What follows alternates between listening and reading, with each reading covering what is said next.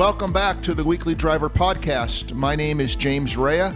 I'm an automotive columnist for the Bay Area News Group, and I publish the website www.theweeklydriver.com. My colleague is Bruce Aldrich, and my close friend, and today we have a special guest, and she's on the road, which is apropos to what was perfect for what she does. Her name is Libby Edelman, and she's written a book called Lovin My Car, Women in the Driver's Seat. So, Libby, welcome to our podcast, and kind of fill us in where you are today. Well, thank you so much. I'm on, it says Route 186, and I just got off 95, and I'm on my way to, I want to do the Chesapeake Bay Bridge Tunnel to Chincoteague Island. Oh, fantastic. Could you introduce us to your book and why you've written this book in general terms and a little bit about your background? Sure. So I've always loved photography, and I've been in fashion business forever, it feels like. So the reason why I started the book was that I have a husband and I have 3 kids. 2 of them are boys, and they're always talking about cars, wheels and engines, and, how fast can they go, and, they're talking about Ferraris and so on. And one day when I was in the supermarket, I saw that on the cover of the National Enquirer, it talked about a woman who loved her car so much that her family buried her with a car. Oh, my gosh. That's love. I know. So funny. I had this aha moment. I was like, wow, how interesting. I wonder if there's other women out there that love their cars so much. And that's sort of how I started. I've been always a hobbyist in photography, and I have a journalistic background because I studied journalism. So anytime I do a photography story, it's a story. It's got to have it's got to have a storyline to it. It's got to keep me interested for a while. And so I just jumped into it. And I like to say, I hope this is not bad to say, I became a car whore. Anytime I love it. Anytime I met a woman, whether I knew her or I was at a party, I'd say, hi, do you have an interesting car? Do you love your car? Do you know somebody who loves their car? And that's how I found all the women in my book. That's interesting. Oddly enough, we found I guess what you call a car whore, a woman in town here in Sacramento that also, she was a designer, and she bought a 1986 Jeep Wagoneer with the wood siding, and her story was exactly what I'm thinking yours is going to be. She just, it's the car spoke her brand. It was like an extension of her brand, and so she loved it. Yeah, they do, and I found that, I was trying to think before this podcast, they definitely think of their cars a lot differently than men. They sort of love their car more. It's much more emotional. Sometimes it's like another family member. Sometimes it's a best friend. It's part of their life. Libby, I remember another book we discovered a number of years ago in a whole different way, also written by a woman, and it was about the women who are ambassadors at automobile shows. That was called The Sirens, something about the Sirens, and dated back to the 30s when women in big hoop skirts and so forth first were the models in front of presenting the cars at big automotive shows. And that whole industry has changed, but it was also written by a woman who represented some of these women in their modeling careers. So that was another automotive book written by a woman, but in a whole different area. Have you found in the women that you've introduced or to the public, I guess, from your book, are any of them race car drivers, or are they people who also have families like yourself, or in all different areas? There's such a wide variety of women, but I did actually, I started this project about 20 years ago. Now, I have not worked on it solid for 20 years, but in that 20-year period, I moved around. I was in Westchester County, then I moved to Florida, then I moved back to Connecticut. I actually lived in California for a while. So, whenever I lived in those areas, I would, find women to photograph. But when I was in Florida, there was a racetrack. I think it's called Moroso Racetrack. And I did photograph a few women, one person specifically in her race car there. one woman who was a race car driver, but I photographed her in her personal car at home. And then the most fun was this woman I photographed who drove junker buses. She raced junker buses. Oh my gosh! Where you do the you do the figure eight, and the buses are beat up, and the whole goal is to cross that middle without getting hit. And but what was so funny and interesting about her was that her real life job was driving buses for special education kids. Oh, how sweet! Yeah. So she learned how to drive slow and safely, and she learned how to drive fast and crazy.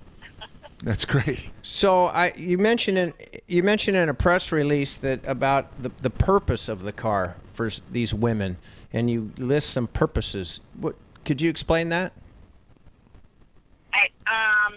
I'm just trying to think what I said that those purposes were. Yeah, one was like to protect, be eye-catching, and add value to one's life. Oh, so as I said, they had so many reasons for buying their cars and loving their cars. I think that it just added something that it added like some excitement to their life. It added, something that they didn't have or didn't realize that they didn't have in their life. Once they owned this car. I think I'm answering your question. I'm not sure. Yes, I think that's I just never heard the term add value to one's life, and when it's said, it just sounds perfect. Yes. Well, I think that they realized once they bought the car how important the car was to them, and I think that's what that means. That it just became this love of their life and something that they didn't realize that maybe they were missing. It gave them an added something to do. Some of the women are retired, and they didn't really know what they might want in their retirement, and then they discovered, wow, this is adding extra fun for me. This is giving me more of a purpose. I've left my job and now I'm at home. So I think that's really what a lot of women discovered with their cars. Do you feel that way about your car, Libby? No, I don't. I don't feel that way about my car. I'm hoping that this car gets me to where I want to go. But that's I do love cars, but not as much as these women do. I was going to say, if I were your husband and you talked about the love of your life being your automobile, if I wasn't secure, I would feel a little insecure being one of those women's husbands. So, a lot of the women who do have a car, that bought a car, some of them bought it because their husbands had a great car, and they saw how much fun it was, and they sort of said, you know what, I want that too. I want to have something fun in my life too. So that's so they saw that in their husbands and they did it. But for sure, I do not love my car more than my husband. Thank you. I assume some of these women, it's a social avenue. I mean, you could go to car shows. You could just, different groups have, get-togethers, and so there's a social aspect to it too, I suppose, right? Yeah, some women definitely. I found that they did bring their husband surprised them with a car, and even freshly painted, maybe even redone in some ways. Totally surprised them, and then the woman started to show them in car shows. But it actually became more of, I think, a husband and wife thing. I didn't really find a woman that really fell in love with that aspect of it. And it's interesting. I did go to a few car shows in the East Coast, and I didn't find a lot of women that were showing their cars. That's interesting. We've on the West Coast here, Bruce and I and other friends have gone to Monterey Auto Week. And I remember a woman 5 or 6 years ago who had, I think, the third or fourth Toyota Corolla ever made. And she, she was next to maybe a Bugatti or a Ferrari or something, and there she was with her little Toyota Corolla, and she was as proud of that car as anybody who had any other car. And it was great to meet her. And also in more recent years, there's been a group of women who own Ferraris. And they're driving their Ferraris to different shows, and they're doing a charity work and fundraising. But I think there's 30 women now who are in this kind of like a touring Ferrari club, and they go around and they talk about their cars, and they do tours, and that's another women's area of cars I know about. So I guess there is kind of a resurgence, if you will, of this avenue of automobiles I hadn't really thought about before. Yeah, for sure. And it's interesting, you mentioned Corolla, that I found that women loved their cars. I mean, I didn't go out wanting to photograph women who had fancy cars. Granted, I do have some fancy cars in my book because I was in Florida, and I think I found quite a few there and in the Northeast. But it was really, what was important was that they just really loved it. And my favorite woman in the book her name is Jean MacArthur, and she had a 1981 Toyota Corolla, and it's yellow, and she named it Buttercup. Oh my gosh! And you know, when I interviewed her, I just fell in love with her because she said, I've always had used Oldsmobiles, and I went to I needed a new one, and I went to the car place that I normally go to buy, and she said, I looked over, and there was this little yellow Toyota talking to me, come look at me, come look at me.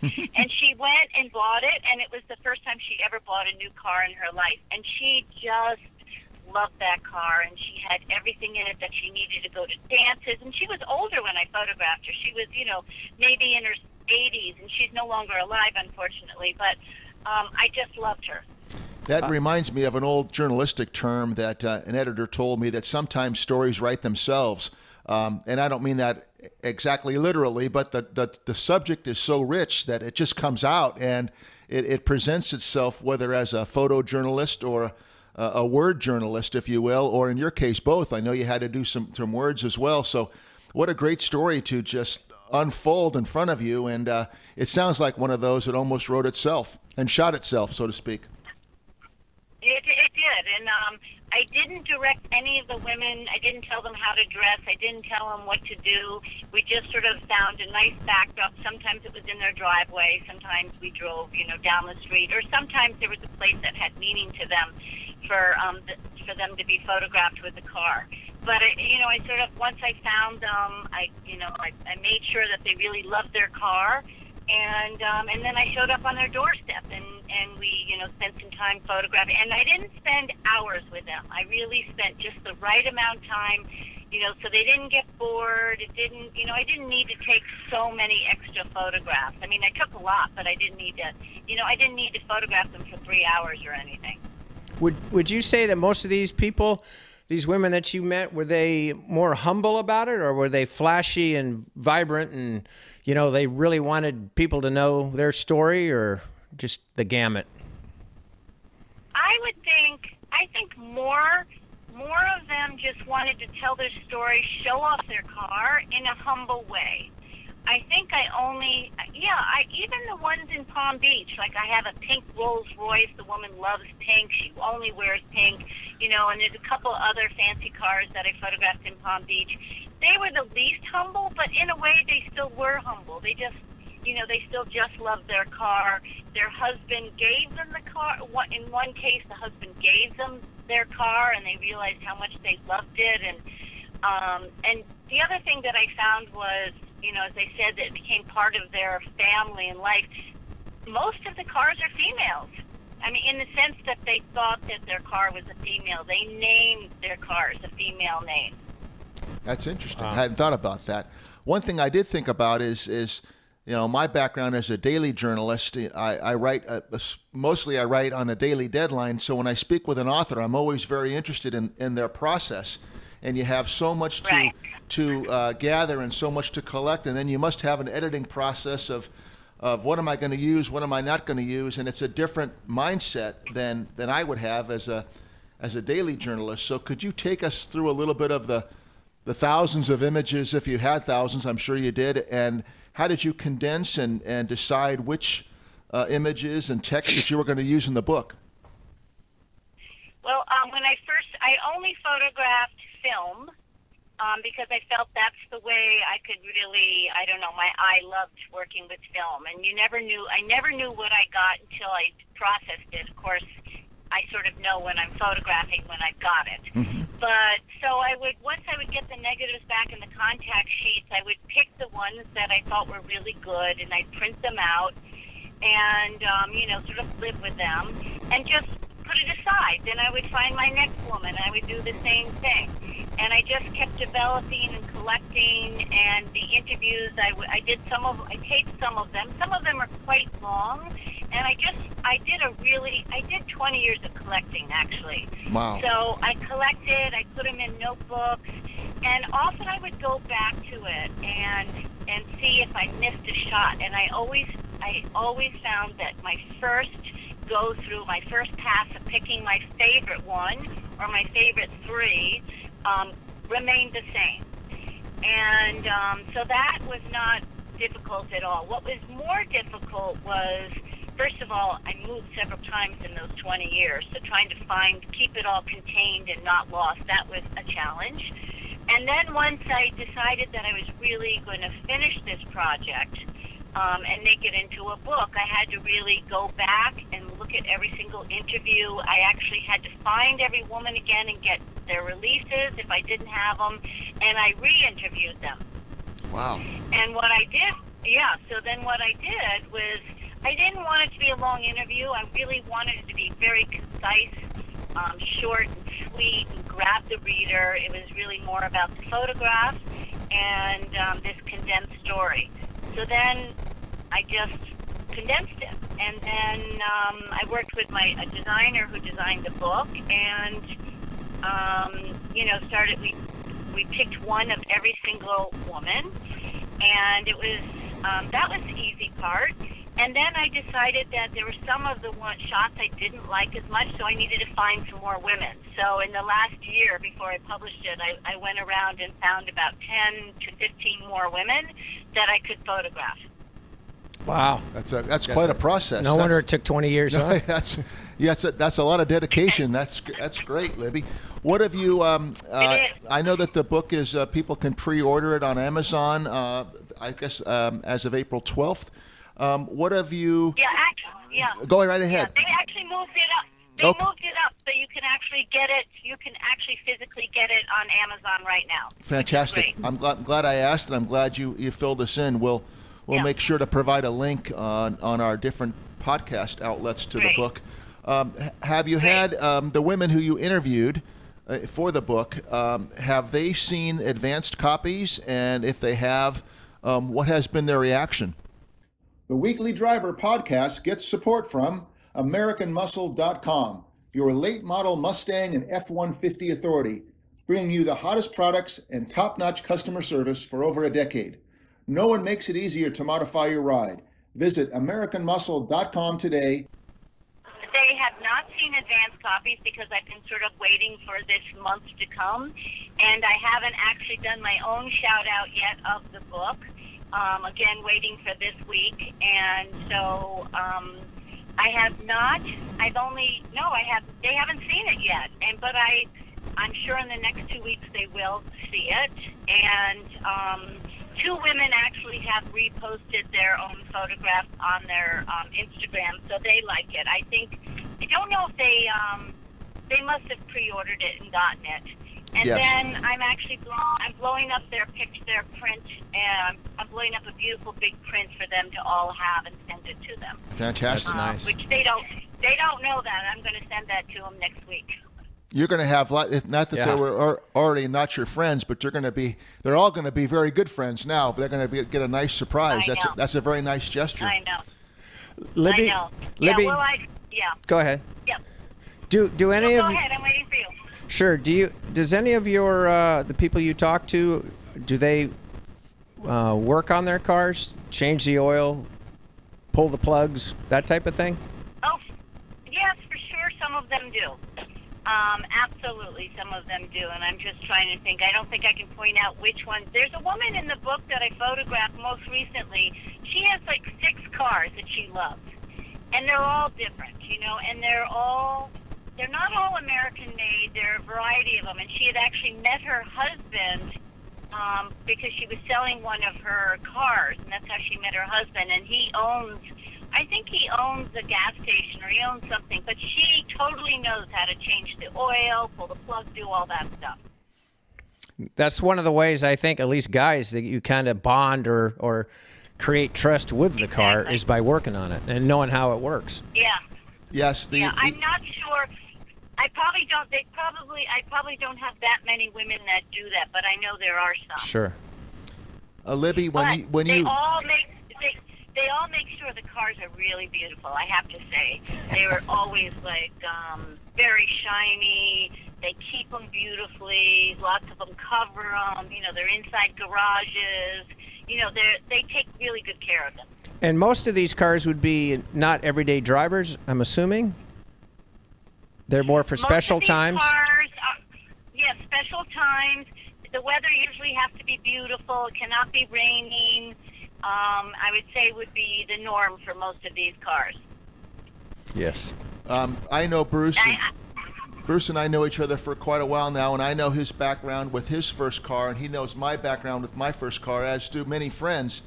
When you were researching the book, did you revisit your childhood with your family and things that happened in your family with its cars? I mean, I remember the first cars. I mean, I remember when I learned how to drive stick shift. I loved that moment. I did it on some. It wasn't my truck. I don't know whose truck it was, but it had 3 on the tree. Yes, yep. Fantastic. Yes. I just love, so memories. I love that, learning how to drive a stick shift so much that I remember in my dreams, I was on a tricycle driving it manual. Now that's weird, I know. But, but that said, my favorite cars to drive, I love driving a manual car. I mean, I think most of my life I've had a stick shift car. Yes.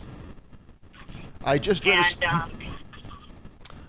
a story either on Forbes or one of the business magazines that in 2019 there are still 40 cars you can buy with stick shift manual transmissions, and of course you probably know it as well as I do that the percentage is now 4 or 5% of cars all cars, yes, of all cars have manual transmissions, and Bruce is a little bit younger than I am, but not by much, and that's how I was, taught on a stick shift, and you better learn how to do it now because that's what you were going to drive, and it's all changed with, CVT transmissions and all that, but there is something, to your point, there's something wonderful about shifting gears. If you like to drive, you like that part of it. You're connected to the car. Yeah, that's true, 100%. You feel like you're driving. I like to feel like I'm driving. I love driving more than anything. So to me, that adds a great new component to it. Can you give us any tips for photographing cars? I don't, when I had them, part of the process I didn't tell you, I photographed them in tons of position around the car. And then, no, I don't have any other suggestions besides that. I didn't stick to one pose. I made them move around the car, inside the car, outside the car. If they had a sunroof, they had to peek out of the sunroof. To me, it was all part of loosening them up, and I realized you didn't have to show the whole car to show the woman and her car, but you had to show enough of it. Great, that's a tip. That's a nice tip. Now.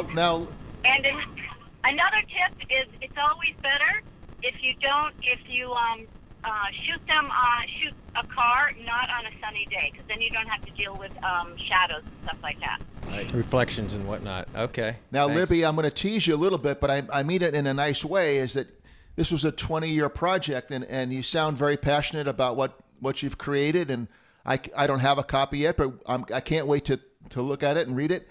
Do you have another book project in you? Did that first project, if it was your first project, trigger thoughts of doing something else? I have another project that has nothing to do with cars, and it certainly didn't trigger this project. But I'm inspired to do more books. Great. Can you share what the other project is? Sure. So, believe it or not, I'm photographing, and you're going to think this is strange, banyan trees. There's nothing strange about that. They're beautiful. They're Go right ahead. Tree, yeah. Tell us, please. They're so beautiful, and I photograph them very close up, and it's just, they're almost like bodies. They're male and women bodies, all these trees. So I'm photographing that. Again, I started that 20 years ago too, but I stopped. I did that with black and white film, and now I'm doing it digitally.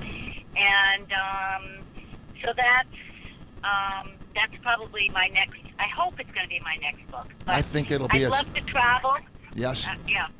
I think it'll be a great book. Under the Banyan Tree is a very famous saying, and everybody knows about that. That'll be great. So your book. So I'm looking. I'm sorry.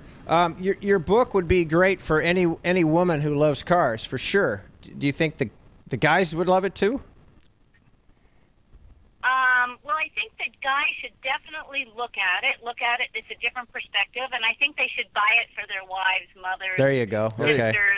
daughters, for a gift, because it's a great gift. And it's, in the 20 years, I kept looking to see, has anybody done this project yet? Because I kept saying I really want to do this book, but, maybe somebody's going to beat me to it, but then nobody did. That's great. What you mentioned your husband is Sam and your son is Jesse or Jess. Yes, what if Jesse. What has their reaction been, and are they car enthusiasts? Do they love automobiles, and do they have favorite cars? They do. My son Jesse used to always love Audis. I think that was maybe his first. So he loves Audis, and yes, he loves going to car shows and looking at cars with my husband Sam. Sam, does he have a favorite car? He likes comfort, so he likes a car that's really comfortable, but, he's always admiring Ferraris and cars like that. Cars that aren't comfortable. Okay. Yeah. Correct. Yeah, that's right. Okay. That's right. Right. You're right. Well, but you know what else is interesting? Interesting? Please. I realized through my life of having kids and moving, and as kids get older, you have to think of the car that's right for you at the time. So often, like I remember when I met my husband, he had a really nice BMW, and then when we had kids, we bought a Volvo, and then we bought a Suburban when we had 3 kids and 2 dogs. And it's so interesting how, whatever's going on in your life and how it's growing, it forces you to think differently about a car. Absolutely, yeah. Absolutely. Different. That's great. You need for a different mission. Yep. I was going to say that sometimes even when I've driven cars that are by and large made for families, but they're so different these days, and they're so efficient that you could have a family of one in a van, and you could have a smaller family in a smaller sedan because it's big. So the cars are evolving so much that what was a car always for a family can now be a car for a different person. I guess that's what I'm trying to say. Is they're so versatile that that's another part of the industry that's fascinating. So yeah, you're right. You're right. Libby, what else have you discovered? Can you say without using a name? Was it Buttercup, or was there another woman you shot in the book that was your favorite, or who was your favorite? Well, I think that, I talked about Jean, who was my favorite with Buttercup. Yes. There was another woman, and I can't remember her name. I'm so sorry. That's all right. But what I loved about her, and I only put one photograph in her, but I photographed her twice with her car, because the first time I photographed her in Florida, she had bought a red car, and I can't remember if it was a Toyota or something like that. Maybe a Dodge. No, I don't know what it was. Can't remember. But it needed to be painted, so she took out the house paint, extra house paint that she had, and painted her car yellow and white to match her house, which was yellow and white. Oh my God! And so then 5 years later, she called me up and she said, I just repainted my car again. So I went to photograph her, and she was a graphic designer, and she was totally into this cartoon called Tank Girl, which I never heard of. But anyhow, the whole car she had painted in this graphic sort of story of this tank girl, and it was wild and crazy, and I dragged her to the local junkyard and photographed her in that. Oh, fantastic. And so that was like such an experience, and she doesn't have the car anymore. She did end up selling it, but I had these 2 great photos of this one car and her, and it was 2 different parts of her life, I suppose. Another great story that as I said Wacky. earlier, would write itself almost, but What a great way to wrap it up. Libby, thanks. You're obviously that you had a lot of enthusiasm and passion in your book. I'm sure Bruce feels the same way. I can't wait to see it, and we want to thank you for being our guest today on the Weekly Driver podcast. You just have a niche area that I think the book, for what it's worth, the book's going to be really successful. So thank you, Libby Edelman. And to remind everybody, her book is called Lovin My Car, Women in the Driver's Seat. And as she explained earlier, it's now available on Amazon. And thank you very much for your time this morning, and be safe on your drive. Thank you so much, and I will, and spread the word for me. All right. You bet. Do. Take care. Thank you again. Bye-bye, Libby. Okay. Bye. I'm on the road. Bye-bye. Bye-bye. The Weekly Driver podcast receives support from AmericanTrucks.com, your late model Silverado, Sierra, Ram, and F-150 online aftermarket retailer, bringing you all of the hottest parts, from accessories to lift kits, from wheels to tires and winches. AmericanTrucks.com has the knowledge and know-how to make your wildest dreams come to reality.